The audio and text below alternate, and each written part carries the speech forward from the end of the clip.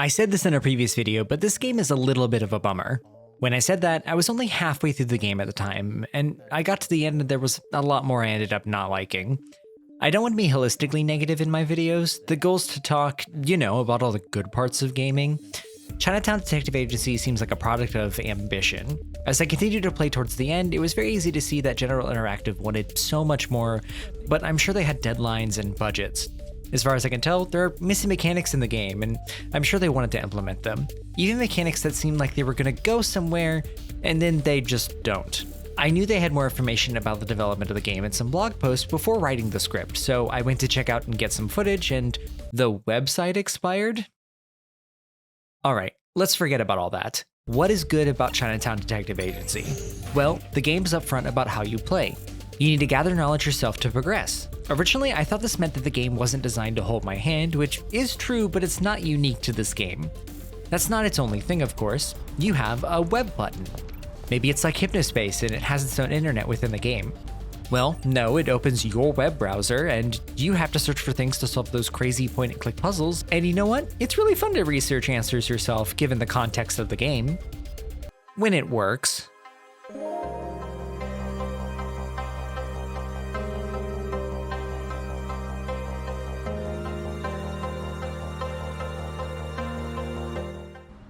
I say when it works because when it does, I feel like an actual detective. In fact, you play as a PI doing jobs for people. Usually these jobs have a single sort of puzzle in them, centered around some story, a simple conversation mechanic, and traveling around like on a bus or a plane.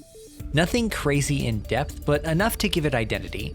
The game starts you off by introducing you to 3 major clients: Mr. Interesting, Mrs. Interesting, and a cop. Can you tell which one I didn't care about? You do a couple jobs for each before having to choose one to work full-time with, since they all have problems that need addressing. By this point you're about halfway, about 3 hours into the game, and I was beginning to really enjoy the puzzle part. I think most of these puzzles weren't too crazy and actually had me searching for a little bit longer than I expected to get my answers, which I enjoyed. The Googling ended up being very fun. Without spoiling, you're going to be looking up things like certain Renaissance paintings or where a stamp might be located. They give just the right amount of hints and it works. You don't have to be particularly good at Googling or DuckDuckGoing. I'm not that good at it, but reading and learning about different subjects was actually a lot of fun and provided some context to the cases I was taking as a PI. I won't be showing these puzzles outright or even my Googling despite recording it, because that would just spoil the game and would make it less fun for some of you. I do go into a puzzle later in this video to show off how interesting this sort of gameplay can be, but how sometimes it isn't implemented well enough. And I'll mark it as a spoiler. All I can say is that it's really interesting to have a mechanic based outside of a game. Generally, I dislike being taken out of a game, but anytime I went back to search up a lead or a bit of evidence, it felt like I was still playing. Its gameplay directly complemented the feeling of being a private investigator and uplifted its story as a result. That only went so far though. After the case is done, you don't really need the information you glean from your research afterwards. That's a little bit of a bummer. After you get done with your full-time client is when the rest of the game's problems really start to show. The endgame puzzles just don't do it for me. Which is disappointing because I was definitely looking forward to the next few cases by this 3 or 4 hour mark. Some of them require you to use the hint system in order to progress.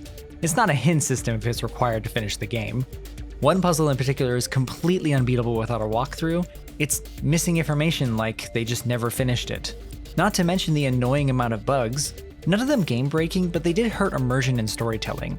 Almost any time I went on a plane or the bus, the sound of people would continue to play around me, even if I was in a room with 2 people.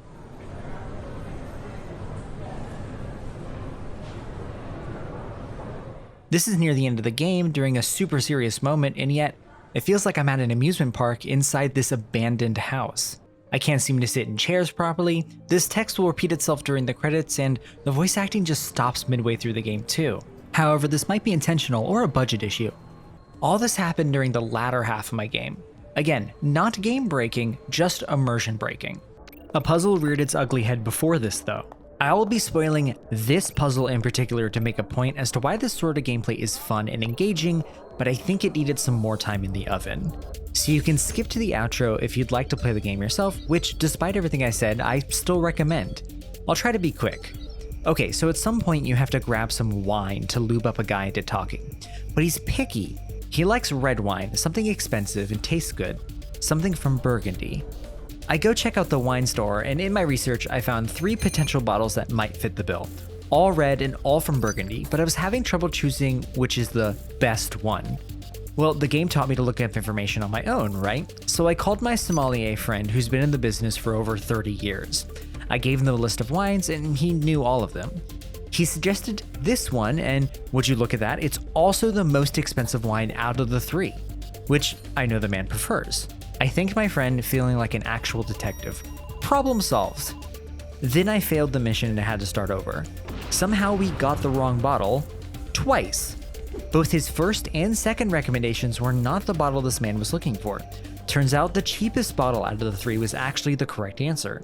My friend said it was a fine red, but the problem was that it got the puzzle wrong despite taking the approach the game had taught me.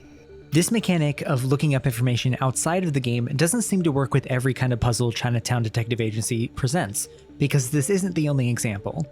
There's a cipher puzzle later that I'm not a fan of that seemingly breaks the flow of the game and left me more bored than feeling like a PI. Less internet research and more math, so it didn't really fit in with the rest of the game. You should still go play the game though. I would like to see how you can use Google as a gameplay mechanic to make progress inside the game better and engaging. Some puzzles worked perfectly fine and I had tons of fun. Others, like the wine puzzle, made me never want to make this video in the first place. Despite that, I was still intrigued till the very end. I want people to understand that something like this is worth looking into.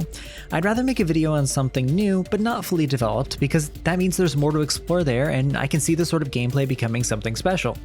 It's unique and it makes the game worth playing, even if the latter half of the game did let me down in the end. Where do I think this mechanic could possibly go? I'm not sure. I'd be remiss if I didn't at least mention that we've already had some introduction to gameplay outside of a game. I mean, remember picking up your copy of Metal Gear Solid? No one knew how important that codec was on the back of the case at the time. I wonder if there are any other examples. Anyways, that's enough of me going off script. I think Chinatown Detective Agency is a good game with a bit of unique gameplay, and you should play it, though go in with a grain of salt. Thank you all for watching. It looks like General Interactive has another game in the works. I'm excited to see what it is, and I hope they can get their website up and running again. That's super strange. The next video is gonna need to be a palate cleanser. I need something fun to talk about. How about the best Zelda game on the Switch? You know, this one.